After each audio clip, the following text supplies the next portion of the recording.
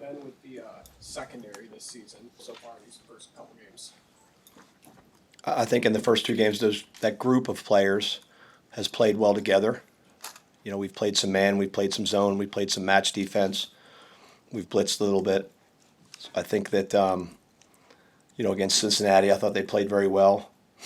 I thought they played very well this past weekend. You know, you saw Cincinnati this past weekend. I don't know what they threw for 65 against us, and then he went out and threw for 350 last weekend against whoever they played. And so obviously, I think that that's one of the strengths of our group. Individually, I think we've got players that can play man to man, and then we've got enough guys with multiple skill sets to play some of the other concepts we're playing. So far, so good. What does a shutout mean to you? Nothing, honestly. I didn't know until after the game. What was it? Since 2009, is that right? Mm-hmm. So that's pretty cool, right? I mean, that's a big. It doesn't mean nothing, but like we're trying to play to a standard, and I think that at times against Cincinnati we played to that standard, and at times we didn't. And against Akron, I think we played to that standard more, but we still have ways to go and ways to develop. And on defense, ultimately, your job is to prevent them from scoring. So 0 points is outstanding. I don't really ever care about yards, passing yards, rushing yards. I care about explosive yards. You know, giving up explosive plays leads to winning or losing a game. And obviously giving up points leads to winning or losing a game. So I think it's pretty cool that we had the shutout, but I didn't know until hours after the game. Somebody said it was since 2009. So I think that's a pretty cool thing. How would you evaluate the run defense? Did you see some improvements from week 1 to week 2 as far as what you want to see out of that group? I think it's a work in progress. I think it's a combination of how we play combined with the schemes that we're calling, combined with the execution of some of the run blitzes we're running, and also a little bit of it is like you go back to the Cincinnati game. 96 yards. It was quarterback run, quarterback scramble, really.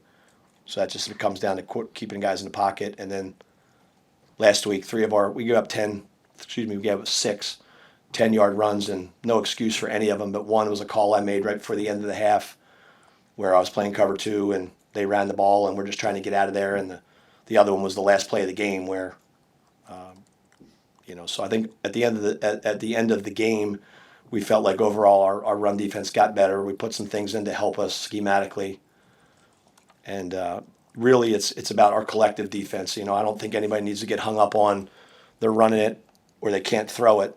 They need to get hung up on are they scoring points and are they effectively moving the football on us, which they were 1 for 14 on third down and scored 0 points. So that defensive end spot with Lenhart, Winery, and Petchak through 2 games.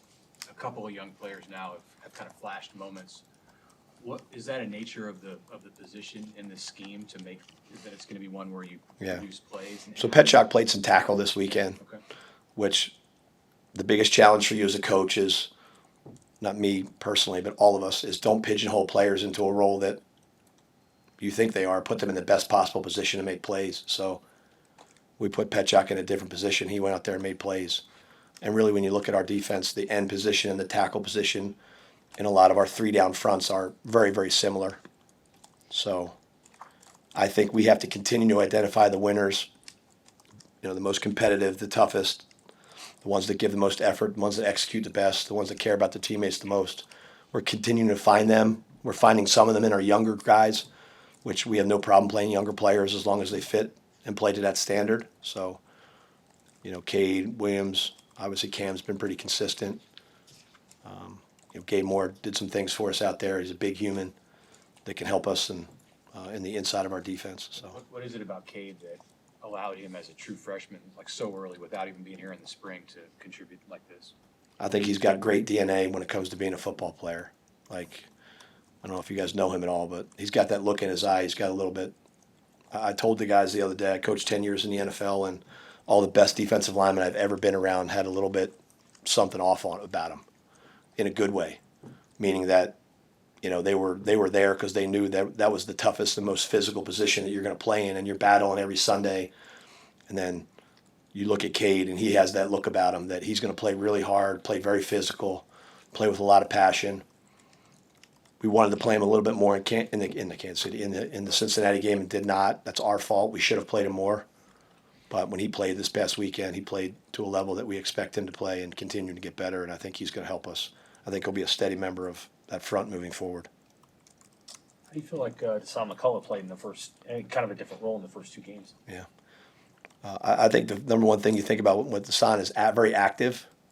It's unfortunate he had a sack that got taken off the board because it was like an inadvertent swipe to the face mask, and he would have had a sack in the game.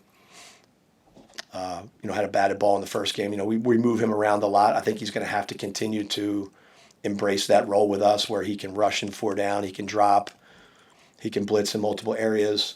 I've been happy with how hard he's been playing. He's a guy that consistently is running around and trying to make plays within the system. I'm happy with his production at this point, and I think that he's definitely, again, kind of in those lines with Petchak and Williams and, the guys that we have to kind of make sure we're putting in the right spots to impact the game on our defense as much as possible. It feels like he's got to be pretty smart to do all the things you guys are asking him to do because he's moving around a lot, even right before the snap. Mm-hmm. Smart and prepared, and he's experienced. He played at 2 other schools and played a lot of football, and I think that his execution level has been pretty good, on point. It's funny, he makes some mistakes early in the week, but really I can tell he studies and prepares because by the time the game comes, he's pretty consistent with his execution level. But I think every position in this defense, you have to have multiple. We're going to be in 3 down fronts, 4 down fronts, 5 down fronts. We're going to rush 3, 4, 5. We're going to run multiple coverages. So it requires you to prepare, and it requires you to take a professional approach to how you prepare to play each Saturday. And we're trying to run an NFL defense, an NFL program, an NFL system, so that if they aspire to play at that level, that's not a jump when they get there. How vital has Buford been, not just his play, but his voice and holding people accountable? Matt mentioned he said some things Saturday that he's like. Yeah, experience is key. Keese has been here for a long time. I think we found a pretty good role for him. Last year when I was coaching the secondary, I knew he was one of our best 5, and I played him at corner a little bit, and probably wasn't the best place for him. And then we moved him to the nickel, and those times he played well there. But I think safety and kind of being in the middle of the field and being in the deep spaces of the field and being a little bit of an eraser, I think that's been a good role for him so far in the first 2 games. That I think has been positive, and I think that the more you get into your season, the more you're going to have some kind of roadblocks and some hurdles you're going to have to overcome based on either how you play or who the opponent is or just how a season works itself out. So veteran presence and veteran leadership, guys that have been through it, I think are going to be helpful, and he's definitely one of the guys we'll lean on. What's the challenge with Houston Christian? Is their style of offense and what they'll present? Yeah, I think that they do a good job of running the ball. They're pretty consistent with how they're presenting their run game, and they have some RPOs off of it that I think are challenging because anytime you overcommit to the run game, you got the chance instead of throwing play action, people throw the RPOs over your head, and they've made some plays there. But really when it comes down to even no matter who it is, whether it's Cincinnati or whether it's Akron or Houston Christian or Michigan next week or Michigan State the following week, we have a healthy respect for them. But a lot of what we do out there on the practice field is making sure that we're executing our defense, having an awareness of what they're going to do, but making sure that fundamentally and physicality and effort-wise, as well as execution-wise, we're on point so that they don't get lost in this guy. I hate it when a player says, I thought this play was coming. I just want them to do their job and read their keys and execute the defense. So there's a healthy understanding of each opponent, but at the end of the day, it comes down to you executing your fundamentals, playing hard as hell, and playing together. That was easy today. Thank you, man. Thank you very much. Hayes,